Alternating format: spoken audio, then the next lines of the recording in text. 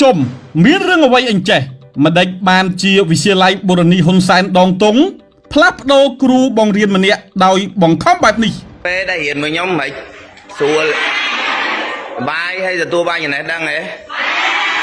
បាទហើយបើសិនជាគេដូរខ្ញុំចេញទៅស្ដាយហ៎ខ្ញុំមិនមែនបខំឲ្យនិយាយណានិយាយខ្លួនឯងណាទឹកចិត្តរបស់ពួកយើងណាគ្រូបង្រៀនម្នាក់ត្រូវបាននាយកសាលាវិទ្យាល័យបូរនីហ៊ុនសែនដងតុងដាក់សំណើសុំផ្លាស់ប្ដូរដោយបង្ខំនិងត្រូវបានមន្ទីរអប់រំយុវជននិងកីឡាខេត្តកំពតចេញលិខិតផ្លាស់ប្ដូរដោយបង្ខំនៅថ្ងៃទី17ខែមិនិនាឆ្នាំ2025រឿងរ៉ាវនេះបានកើតឡើងនៅភូមិធំថ្មីឃុំដងតុងស្រុកដងតុងខេត្តកំពតលោកគ្រូជ្រឹមដារិនជាគ្រូបង្រៀនមុខវិជ្ជាឯកទេសភាសាអង់គ្លេសនិងភាសាខ្មែរនៃវិទ្យាល័យបូរនីហ៊ុនសែនដងតុងលោកគ្រូរូបនេះត្រូវបាននាយកសាលាដាក់សំណើសុំផ្លាស់ប្ដូរ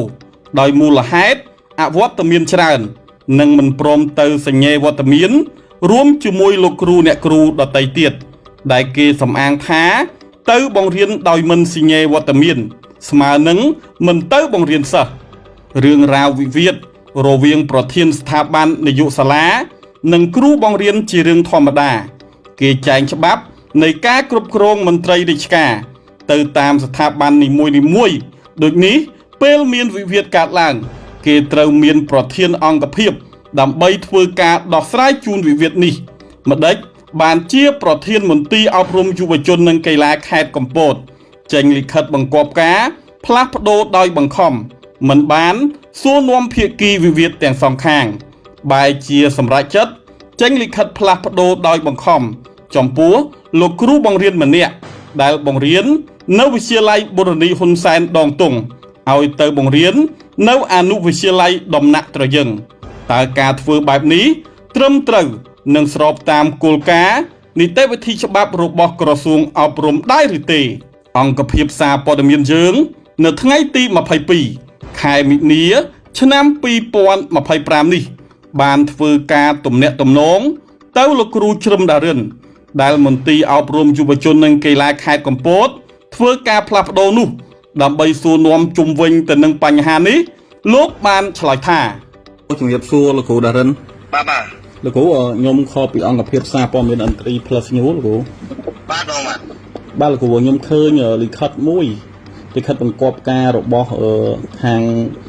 មន្ទីរអប់រំខេត្តកំពតណាបាទបងបាទជុំវិញទៅនឹងគេចេញលិខិតបង្គាប់ការធ្វើការផ្លាស់ប្ដូរលោកគ្រូដល់បង្ខំករណីហ្នឹងយ៉ាងម៉េចវិញលោកគ្រូមានកំហុសអីដែរបានគេ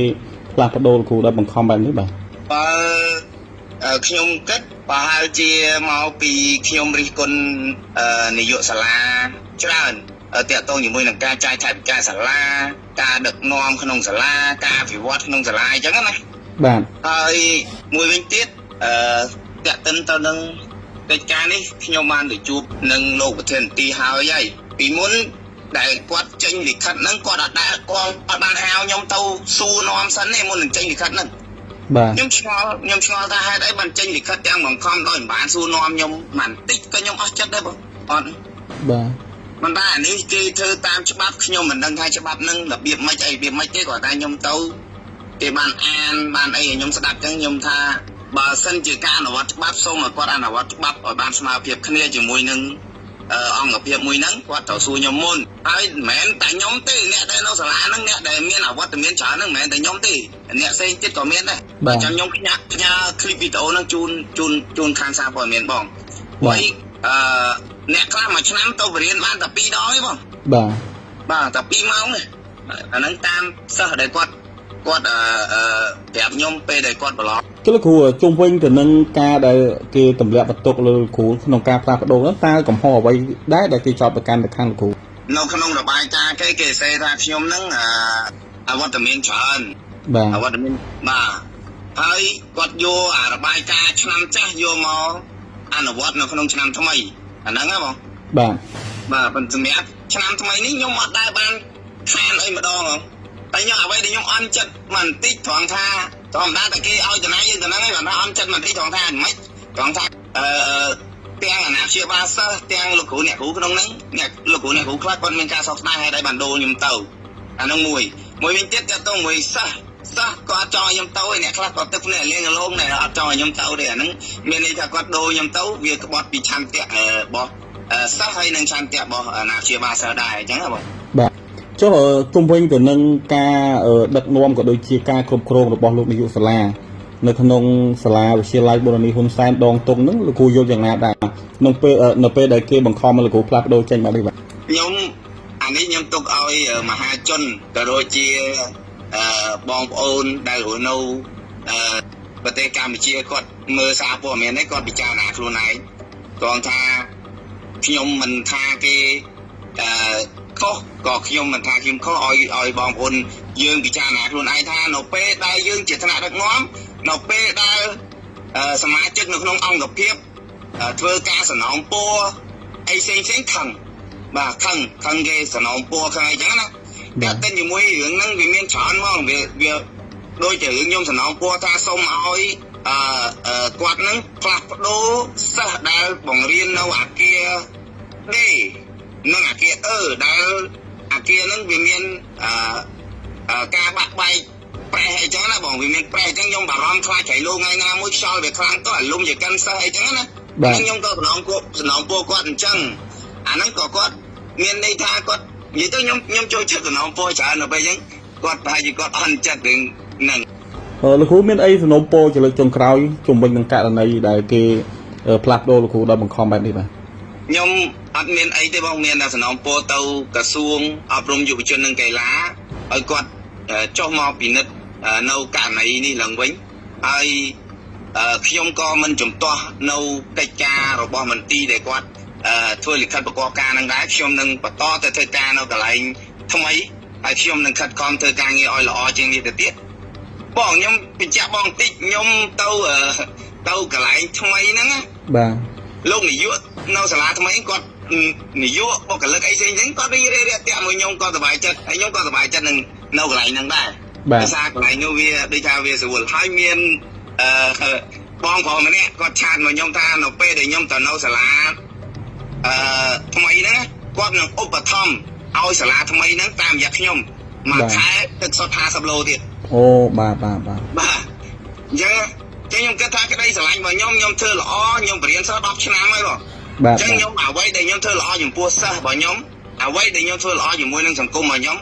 ហើយខ្ញុំសប្បាយចិត្តទោះបីខ្ញុំទៅបរៀននៅសាលាថ្មីប៉ុន្តែនៅតែគោលដៅរបស់ខ្ញុំមួយគឺបរៀនសិស្សដែរទេបាទគាត់ថាយើងអន់ចិត្តតិចដែរធម្មតាច្បាប់យើងអនុវត្តឲ្យវាស្មើភាពគ្នាមិនមែនគ្រូផ្សេងអញ្ចឹងដែរយើងអនុវត្តតែមួយអាងតែនោះគ្នាគាត់អញ្ចឹងណានិយាយទៅចង់ថាប្រហែលជាប៉ពួកគ្នាគាត់បានគាត់អត់អនុវត្តនៅតែចំពោះខ្ញុំមួយព្រោះខ្ញុំបានសួរលោកប្រធានទីដែរថា